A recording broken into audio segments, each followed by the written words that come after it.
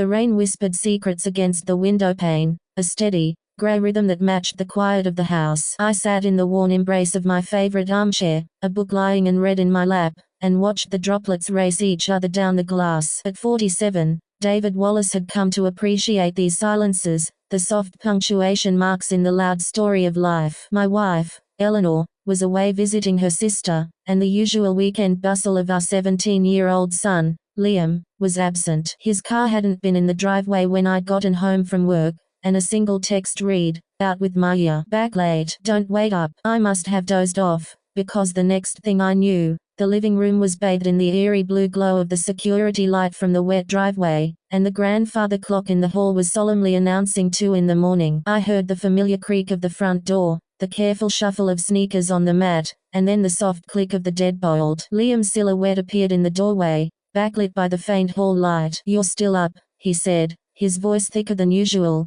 laced with something I couldn't place. "Just waiting for the rain to stop," I said, which was a parental code for waiting for you. "Good time with Maya." He stepped into the room but didn't turn on a lamp. He just stood there, a tall, lean shadow in the dark, the smell of damp night air and a faint trace of bonfire smoke clinging to his hoodie. "Yeah, it was okay." The silence stretched, filled only by the rain. This wasn't Liam. My Liam was either bursting with kinetic energy, talking a mile a minute about a new coding project or a guitar riff he'd mastered, or he was sullenly monosyllabic, the typical teenage fortress. This was different. This was a heavy, waiting quiet. "Everything all right, son?" I asked, putting the book aside. He didn't answer immediately. He walked over to the couch and sank into it, facing me but shrouded in the deep gloom. For a long minute, he just looked at his hands, clenched together in his lap. "Dad," he began, then stopped. He cleared his throat. "I need to tell you something, and I need to tell you in the dark,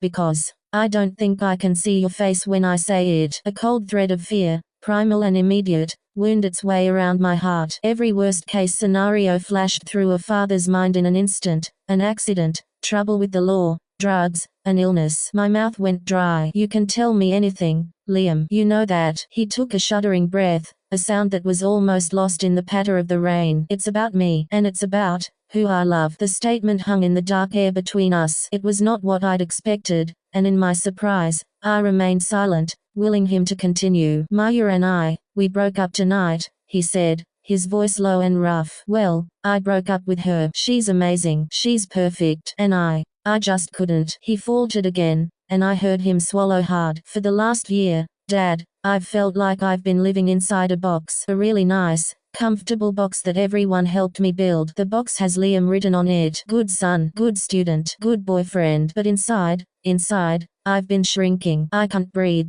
I leaned forward, my elbows on my knees, trying to pierce the darkness to see his expression. "I don't understand, buddy. I'm gay, Dad." The 3 words were spoken not with drama, but with a profound, exhausted finality. They dropped into the quiet of the room like stones into a still pond, and the ripples washed over me, cold and shocking. A maelstrom of thoughts erupted in my mind. My son, Liam, gay. The words didn't seem to fit together. This was the boy I taught to throw a baseball, who'd had a poster of that pop star, Taylor Swift, on his wall for years, who'd talked for months about asking Maya to the homecoming dance. I searched my memory, looking for signs I must have missed, and felt a surge of guilt that I was even looking for them. This wasn't about me. He was speaking in the dark because he was afraid of my face, my reaction. And here I was, sitting in stunned silence. "Say something, please," he whispered, and the raw vulnerability in that whisper shattered my paralysis. I started, my voice unfamiliar to my own ears. "I love you,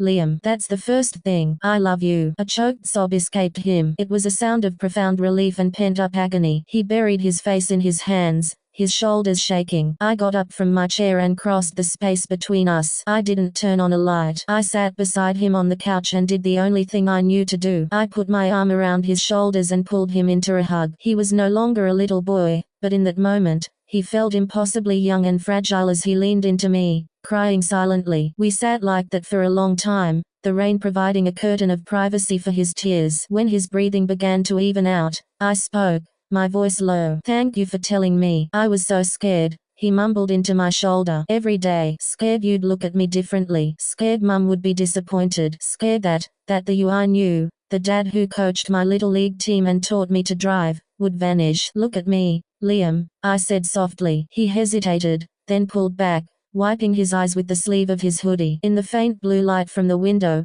I could see his face, pale and streaked with tears, his eyes wide with fear and hope. I am right here, I said, holding his gaze. The same, Dad. This doesn't change a single thing about who you are to me. You're my son. You're smart and kind, and you have a terrible sense of direction, and you play a mean guitar. You're Liam. That's it. A fresh wave of tears welled in his eyes, but this time, a small, tremulous smile touched his lips. Really? Really? I squeezed his shoulder. But, can I ask, are you sure? You and Maya seemed so happy. He nodded, taking a deep breath. I care about her so much. She's my best friend. And I tried, Dad. I tried so hard to be what everyone expected. I thought if I just tried harder, the other feelings, would go away. But they don't. They are just who I am. Telling her tonight was the hardest thing I've ever done. She was hurt and confused, but she was so kind. She said she knew something was wrong, that I'd been distant. He looked down at his hands. There's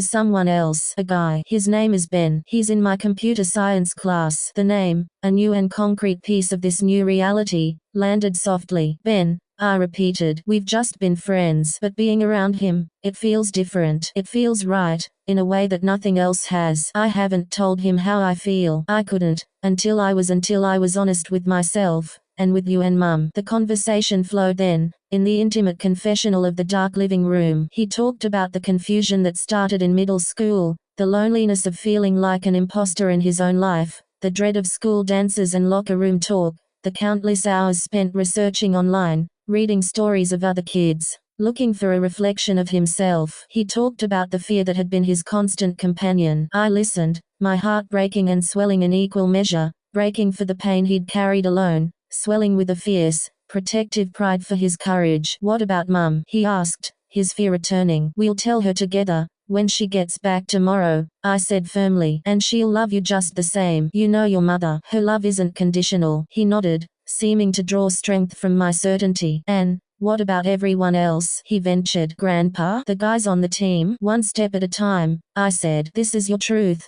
Liam. You get to decide who to tell, and when. No one else is entitled to this part of you until you're ready. My job, and your mom's job, is to stand beside you, no matter what. The rain had finally slowed to a gentle drip from the eaves. The darkness in the room was softening into the deep indigo of pre-dawn. The confession was out, lying between us, no longer a terrifying monster in the shadows, but simply a part of my son's story. I'm exhausted, Liam said, the adrenaline clearly spent. Go to bed, kiddo. We'll talk more in the morning. All of this, it's a conversation, not a one-time thing. We have time. He stood up, looking taller, straighter, as if an invisible weight had been lifted from his shoulders. He paused at the doorway. Dad, I love you more. Now get some sleep. I stayed on the couch long after he'd gone upstairs, listening to the house settle, watching the sky lighten from black to charcoal to a soft pearl grey. The father I was at 2 a.m. was not the same father I had been at 1:30. The landscape of my son's life had shifted, and with it, my own. I felt a surge of anger, at a world that made him so afraid, at myself for any moment I might have unknowingly added to that fear. But stronger than the anger was a profound sense of honor. In the deepest dark of the night,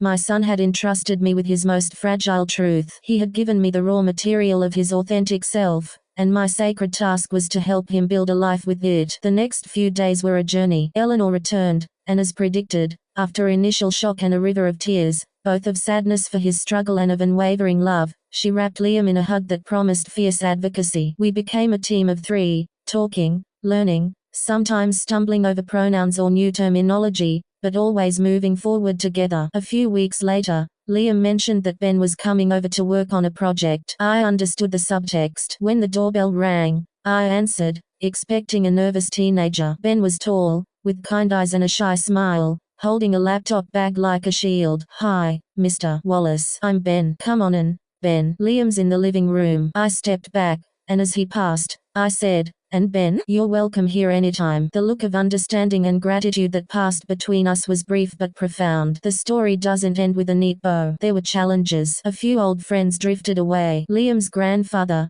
my father, took time to come around, his initial confusion requiring patient conversations. There were moments of anxiety for Liam about the future, about college, about the wider world. But through it all, the foundation laid in the dark that rainy night held firm. Our love was not a variable, it was the constant. One evening, about 6 months later, I came home late from work. The house was quiet. I went to the kitchen for a glass of water and saw the sliding door to the back porch was open. Liam was out there, sitting on the steps, looking up at a sky thick with stars. I joined him, sitting beside him in the comfortable silence we'd cultivated. "Beautiful night," I said. "Yeah, it is." He was quiet for a moment, then said, "You know,